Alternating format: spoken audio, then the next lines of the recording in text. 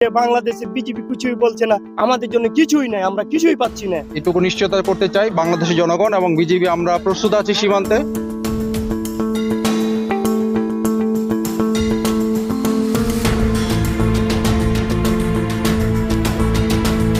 গত কয়েকদিন ধরে আলোচনায় রয়েছে বাংলাদেশ ভারত সীমান্ত উত্তেজনা। আন্তর্জাতিক সীমান্ত আইন লঙ্ঘন করে ভারতের কাঁটাতারের বেড়া দেওয়ার চেষ্টা থেকে শুরু হয় এই ঘটনার সূত্রপাত। এরপর থেকে আন্তর্জাতিক আইন লঙ্ঘন করে বাংলাদেশি নাগরিকদের উপর সাউন্ড গ্রেনেড, ককটেল, তীরধনুক নিক্ষেপ করে বিএসএফ।